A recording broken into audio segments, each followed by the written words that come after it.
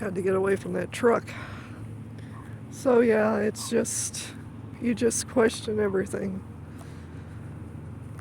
Could there have been a cure out there that would have helped her live longer? I believe there was. But when you're dealing with a clinic that barely knows what a freaking Band-Aid is, yeah, because 2019 her leg tried to open up again and their bandage system, and in 2015 their bandage system was crap. I wound up having to re-bandage every time. It looked like a 5-year-old done it. Gauze and office tape. What the hell? When they have all these bandages above her when she's sitting in the triage room of the clinic, and they're putting on gauze and office tape, and it looks like a child did it. It's just stupid. That clinic has just about as much sense as nothing. They never keep anybody. And then 2021, March, they took her off all her meds, and I was really kind of concerned. I mean, she only had 2 meds. She had a heart pill that she took for blood pressure. It's called DILT-XR. I think I got that right. I can't remember what the actual pill is called, but that's the generic thing. And then she got Digoxin after a surgery in 2020, November. So, yeah, she only had 2 heart medication all that time, from 2013 to 2021 when they cut her off. Yeah, I don't get that. You can't tell me that there wasn't any other medications that should have been looked into, especially when she started showing weird behavioral and mental issues, hallucinations, loss of memory, short term, a little bit of long term, and hallucinations. Some of the silliest things I have ever heard, some of the time my mom would have. But after the surgery, after she went into delirium, those silly things came really scary because they put her on an antipsychotic called Soliloquil. And apparently Soliloquil is not supposed to be given to elderly patients with dementia symptoms. But they gave it to her. And it was giving her terrifying hallucinations. I mean terrifying.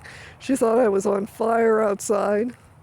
It did cause wandering when she never had any wandering issues. After that, she had some wandering issues from dreams until we weaned her off. That was one thing. The doctor down here at the clinic, which rare to hear that there's a doctor down there, but a family practitioner took her off Soliloquil. Slowly we weaned her off of it because it wasn't doing her any good, just causing her to be terrified, bugs crawling across the ceiling, and just all kinds of weird shit. So she had to get off that, weaned off of it, and then she did better, but not perfect. It never completely stopped the weird dreams, but it did stop the wandering, except when she started sleepwalking. I'd have to watch her a little bit because she'd basically almost faint. So, yeah, a lot of stuff you never think about you get with vascular dementia and whatever else was underlying, because I think there was an underlying issue going on long before they diagnosed her with vascular dementia. They should have just listened to me, that something was wrong. But they never listened. Everything is, well, you shouldn't even be concerned. It's just your mom. Jeez. Don't worry. Put her nursing home. That was what I was given in 2019. And she wasn't that bad at that time. She just couldn't remember where their Allstate office was in Klamath Falls. But yeah, it was just little things at that moment. Little silly things. She thought a cat was stuck in a uh, coffee table. But just little silly stuff like that. But it gradually got scarier and scarier as months went on by. And finally, she had a UTI and totally lost who I was. This first time she didn't know who I was. So, yeah, she then was actually diagnosed in August 2020 after I'd fought from May of 2019 to try to get her help. It just makes you wonder, what the hell? What could have helped her during that year? A lot of things might have helped. I'm still pretty pissed about that because it is my mom. And I was wanting her to have at least what my grandmother had. She lived almost 89. So, yeah.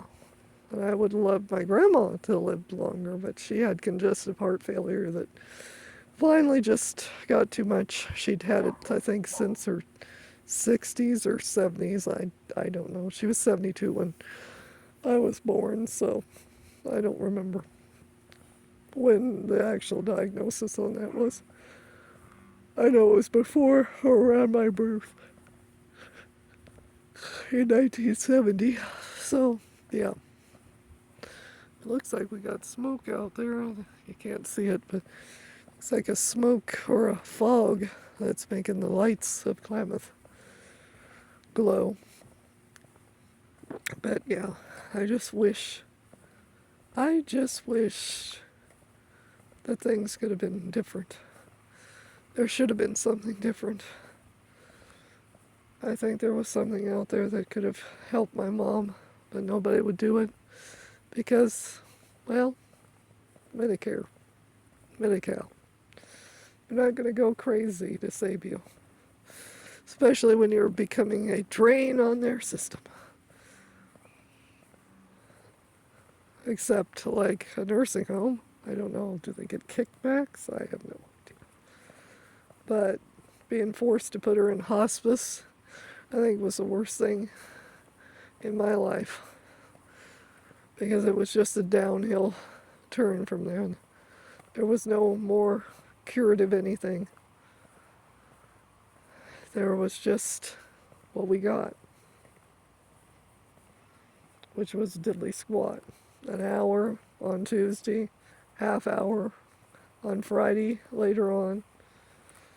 And basically, the rest was me taking care of my mom, watching her deteriorate, and getting chewed out if there was an emergency that I didn't understand and had to call hospice. They don't like to come down.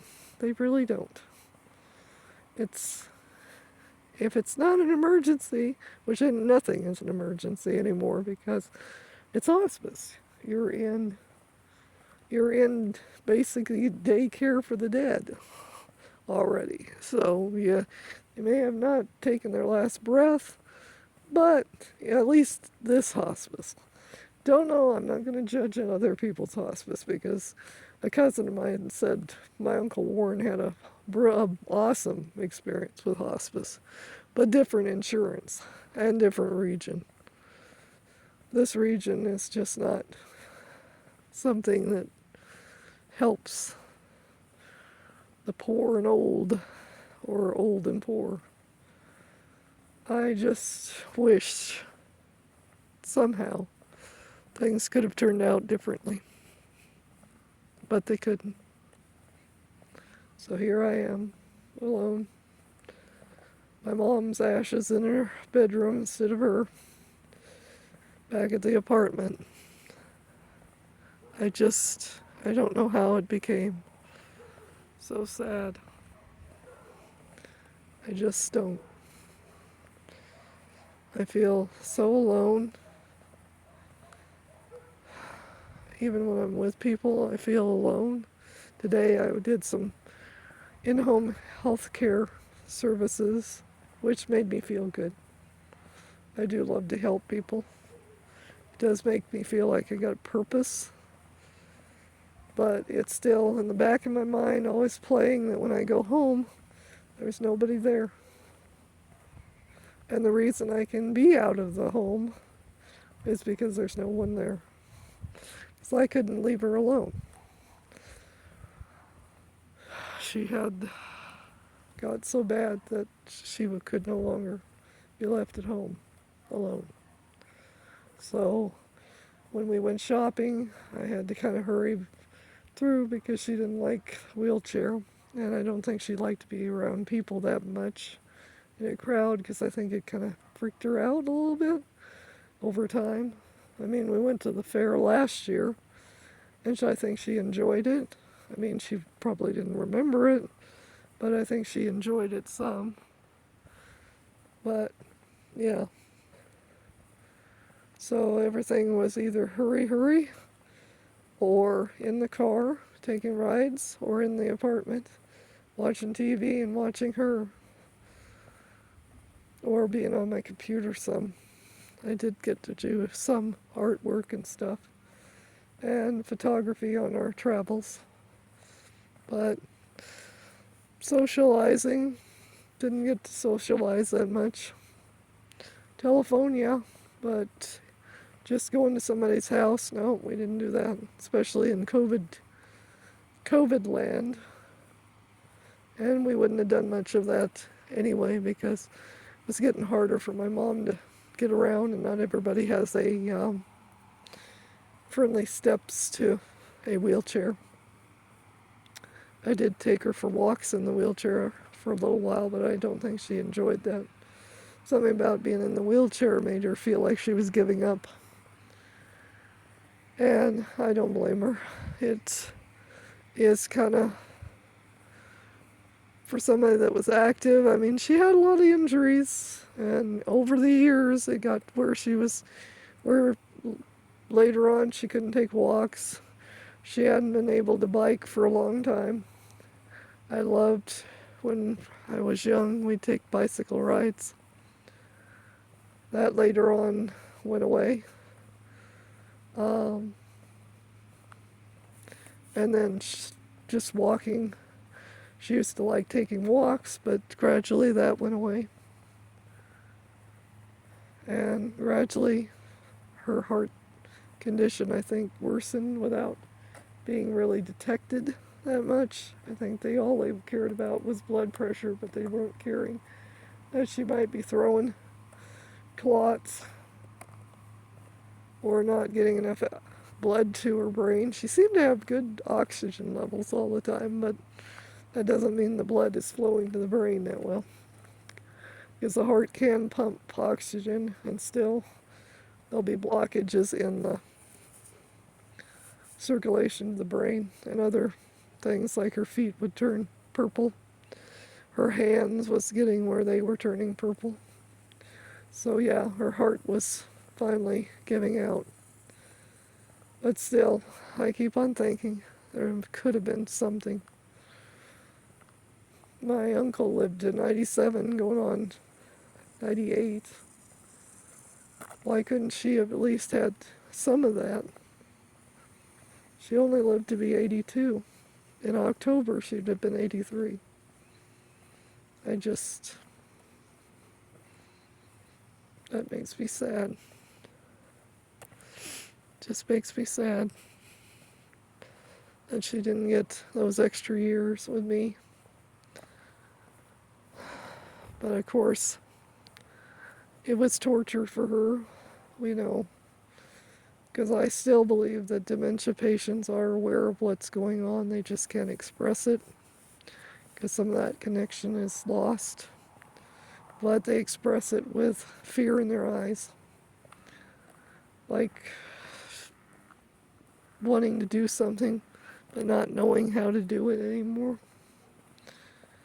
Wanting something, but you couldn't have it anymore. Like, I know she missed driving.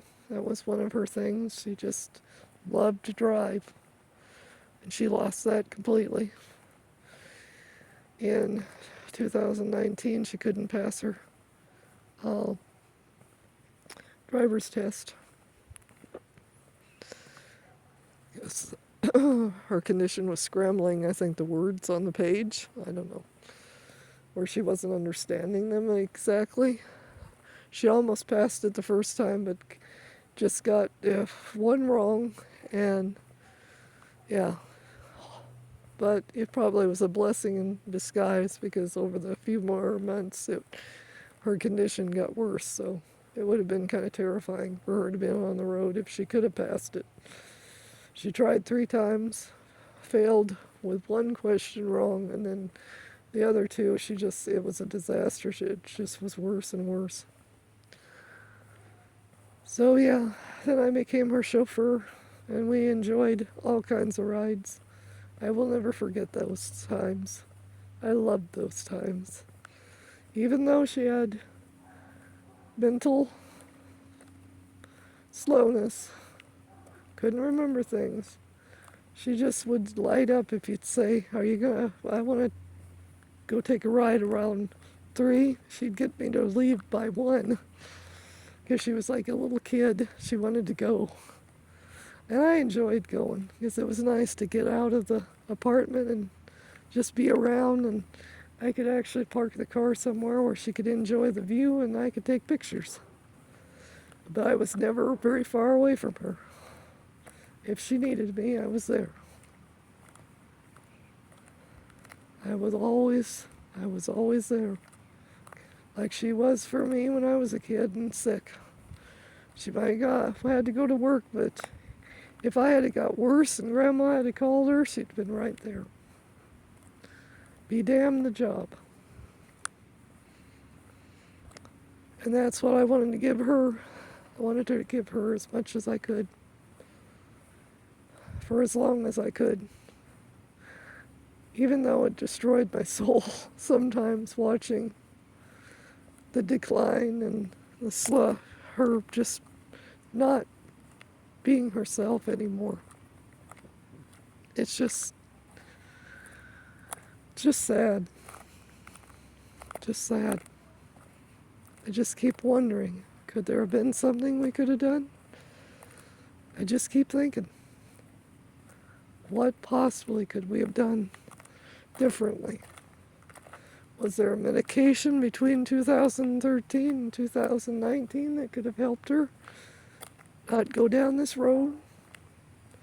Could there have been a blood clot that needed dissolved in 2019 and wasn't, and caused a whole bunch of other damage?